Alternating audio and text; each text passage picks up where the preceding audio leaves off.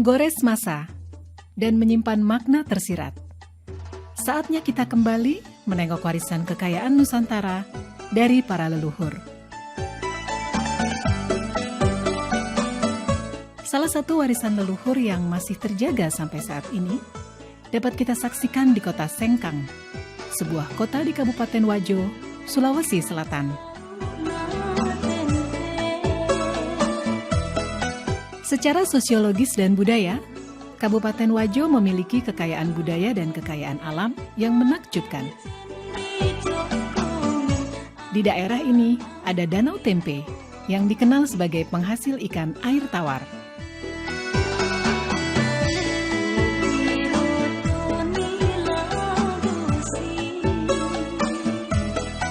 Danau Tempe terbentang laksana cermin raksasa di sisi barat kota Sengkang. Danau ini memiliki pesona alam yang elok dan unik. Perkampungan nelayan tradisional bernuansa Bugis berjajar sepanjang tepian danau. Berjarak 2 km arah timur kota Sengkang, dekat Danau Lampulung, terdapat kampung adat Attakae. Di sana terdapat bangunan duplikat rumah adat Wajo. Salah satu di antaranya yang terbesar adalah Seo Raja atau Istana Raja Latenri Bali.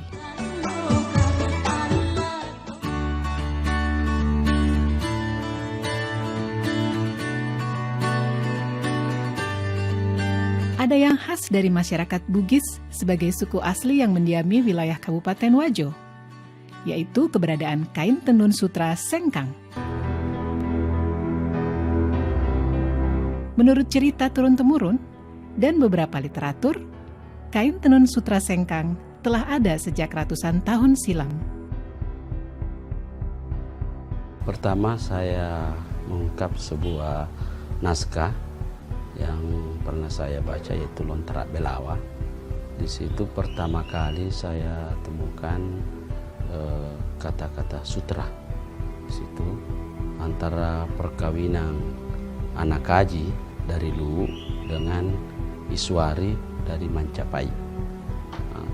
Di situ juga saya temukan kata-kata di dalam lontera, kata-kata Sengkang. Lalu ini putri dari Mancapai dengan perkawinannya dengan Anakaji dari Luwu, maka diberikan kekuasaan di 4 daerah, yaitu Tempe, Singkang, Tampangi, dan Wage. Disitulah awalnya kita mengenal, sudah mulai kenal nama sutra. Tenun ini sudah ada sejak abad ke-14 di Kabupaten Wajo ini. Namun pada saat itu terbatas pada pembuatan untuk pemakaian sendiri, bukan untuk komoditi dagangan. Misalnya seseorang ingin melakukan hajatan pernikahan, terutama pada acara-acara pernikahan, itu biasanya anak-anak perempuan itu diminta atau disuruh oleh orang tuanya untuk menenun sarung, apakah untuk dipakai dia sendiri ataukah untuk orang tuanya. Itu sehingga belum terjadi di masyarakat sebagai suatu komoditi dagangan, tetapi hanya untuk pemakaian sendiri. Sejarah tentang tenun sutra Sengkang tidak dapat dipisahkan dari peran perempuan Bugis dalam keluarga. Orang tua suku Bugis di zaman dulu menjadikan tenun sutra sebagai salah satu cara dalam mendidik anak perempuan mereka. Budaya orang Bugis itu kan dulu kan kebanyakan petani. Nah, perempuannya nggak ada pekerjaan kalau lakinya sudah turun ke sawah. Nah, barang ini atau produksi kain sutra ini sudah membudaya, awalnya dari entah dari mana, akhirnya menjadi budaya tenung di daerah ini. Nah, dari situ orang tua selalu mewarisi ke anaknya. Jadi ada cerita bahwa orang Bugis itu, khususnya orang Wajo, kalau tidak pintar menenun, artinya belum sempurna lah. Kedua, ceritanya kalau ada orang luar yang meminang orang Bugis Wajo, dilihat dari hasil kerja tenunnya itu. Kalau memang hasil kerja tenunnya itu bagus, berarti orangnya sudah sempurna atau sudah ya boleh dikata cantik apa segala begitu. Jadi penilaiannya tergantung dari karyanya untuk yang penenun sutra ini tadi.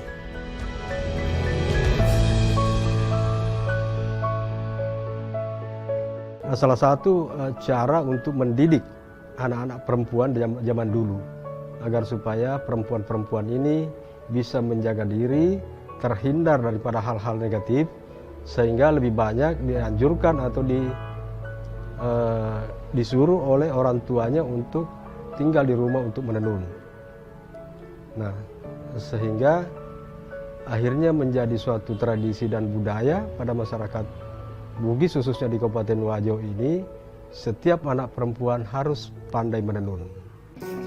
Dalam bahasa lokal, yaitu Bugis, sutra disebut dengan sabbe. Menengok ke masa yang lalu, aktivitas masyarakat Wajo dalam mengelola sutra sudah dilakukan secara turun-temurun, baik dalam skala industri rumah tangga maupun industri menengah.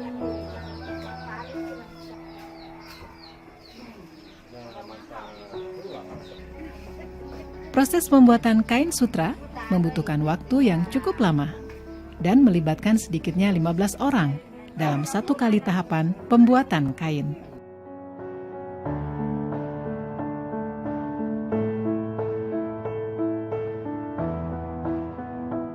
Sebelum menjadi benang sutra, ada proses yang cukup panjang yang dimulai dari peternakan ulat sutra.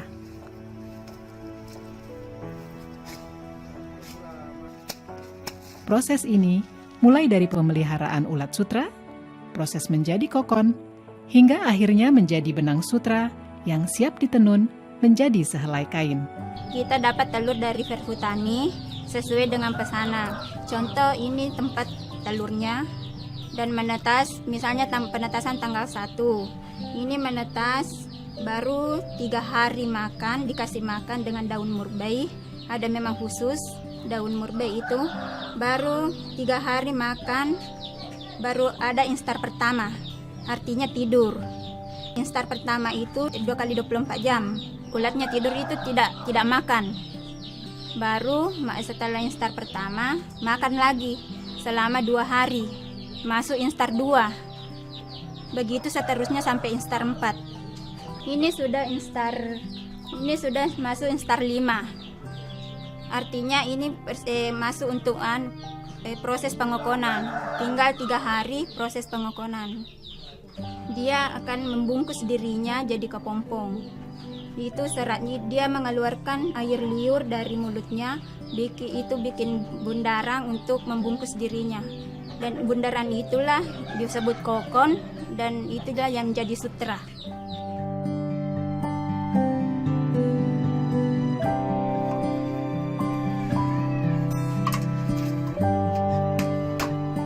Dalam proses pembuatan benang sutra menjadi kain sarung sutra, masyarakat pada umumnya masih menggunakan peralatan tenun tradisional, yaitu alat tenun gedogan atau masyarakat Sengkang menyebutnya alat tenun walidah. Ini alat tenunan gedogan, 1 setnya.